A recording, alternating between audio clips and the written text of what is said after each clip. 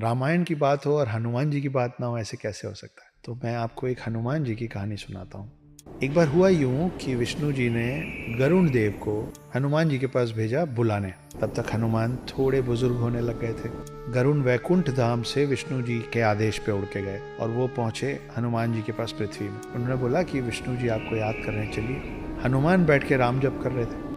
हनुमान बोले कि आप चलिए, मैं पीछे पीछे आता हूँ आपके। गरुण को लगा मुझे तो सिर्फ यही कहा गया था कि इनको इन्फॉर्म करना है, इनको सूचित करना है, मैंने अपना काम कर दिया। फिर भी गरुण को लगा कि अब ये बूढ़े हो रहे हैं, इनको मैं ले चलूंगा तो इनके लिए रास्ता आसान हो जाएगा। गरुण को इस बात का बहुत गुमान हो गया था, बहुत अहंकार हो गया था कि गरुण से तेज और कोई नहीं उड़ सकता। तो गरुण ने बोला कि आप थोड़े बुजुर्ग हो रहे हैं, आइए आपको मैं अपने साथ ले चलता हूँ, मुझ पे बैठ जाइए। हनुमान जी ने फिर से कहा कि मैं अभी अपना जाप खत्म करूंगा, उसके बाद आऊंगा, आप चलिए मैं आता हूँ। गरुण निकल गए। गरुण पूरे स्पीड से उड़ के वापस विष्णु जी के पास वैकुंठ धाम पहुंचे। मगर वहां पहुंच के देखते क्या है, वो देखते हैं कि ऑलरेडी हनुमान जी बैठे हुए हैं विष्णु जी के पाँव के पास। ये पूछते हो कि प्रभु मुझे कैसे याद किया। गरुण को समझ में नहीं आया कि मैं इतने वेग से उड़ के आया हूँ, मुझसे पहले हनुमान जी पहुंचे तो पहुंचे कैसे।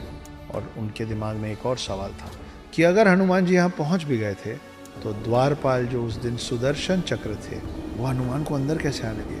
सुदर्शन चक्र ने हनुमान को विष्णु जी के पास आने से रोका क्यों नहीं। तो खोज शुरू हुई कि सुदर्शन चक्र है कहाँ। द्वारपाल सुदर्शन चक्र अगर द्वार पे नहीं है तो गया कहाँ।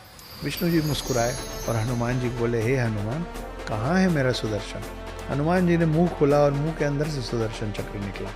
सुदर्शन चक्र को इस बात का अभिमान हो गया था कि उससे ताकतवर कोई अस्त्र शस्त्र नहीं है, और गरुण देव को इस बात का अभिमान हो गया था कि उनसे तेज कोई उड़ नहीं सकता। हनुमान जी ने एक ही सफ़र में इन दोनों की सारी गलतफहमी दूर कर दी थी। वो अस्त्रों में सर्वश्रेष्ठ सुदर्शन चक्र को निगल गए थे और गरुण से पहले विष्णु जी के पास पहुंच गए थे। ये हैं हमारे हनुमान।